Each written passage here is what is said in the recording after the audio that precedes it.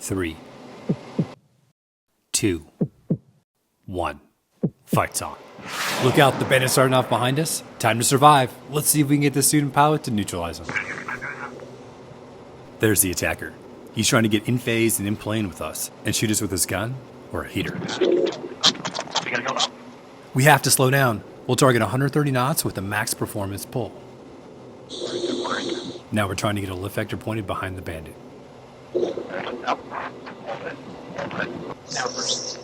Reversal timing is critical. Once the bandit reverses and puts his lift vector on us, we've got to honor this by placing our lift vector back on the bandit. We'll endeavor to work out of phase, reversing only after the bandit crosses our extended 6 o'clock. This will help us create the lateral separation needed in order to create a high aspect or a neutral pass. You just heard the instructor and the other aircraft say sting 1-1 high, then my student in the front seat reply sting 1-2 low. In accordance with training rules, we need to maintain a 500-foot safety bubble around both aircraft at all times. Not yet.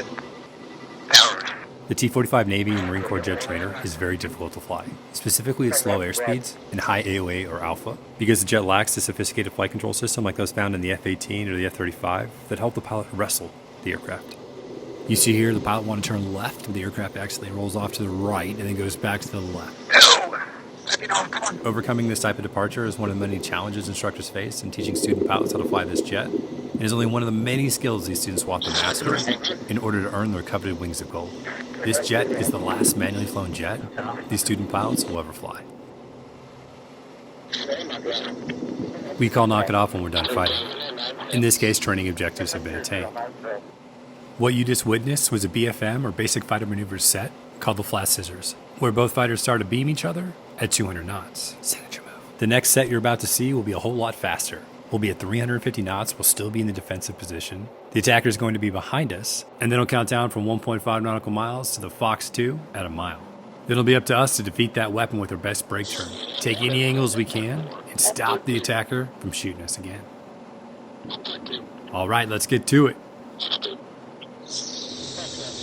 The student's giving it his best brake turn. You see me look over my right shoulder, trying to acquire sight of the bandit. In defensive BFM, you have to see the bandit to react.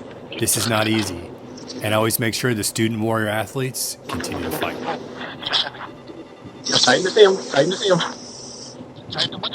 We can't see the bandit because he's directly behind us at our 6 o'clock, so you hear me tell the student to tighten or pull harder so we can bring him into sight. We have to watch the bandit's nose carefully. As we see it come around, we have to maneuver prior to his nose coming on us so we don't get shot.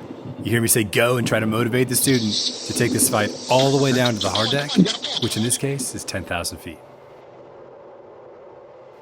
This is where it gets tough. We've got to level off at 10,000 feet and look behind us and continue to watch the bandit. If his nose comes on us, he can shoot us, and we don't want that. The bandit's drifting directly behind us, and we can't accept that. We have to pull.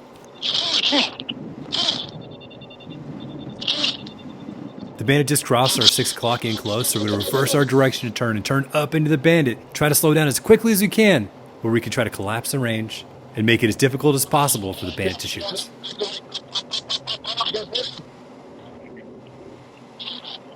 And now we're back into the flat scissors. All right, not bad. Knock it off, knock it off. That was exhausting. It's a lot of work, but it's also a lot of fun. Now there's just one more thing we need to do, and that's get battle damage checks prior to recovering at Boca Chica Field in NAS, Key West, Florida. Not a bad way to spend Thursday. Instructing BFM is my favorite sortie in the T-45. Thanks for riding along. If you enjoyed the jam today, please let me know about it in the comments. Cheers. So good. Welcome to Growler Jams.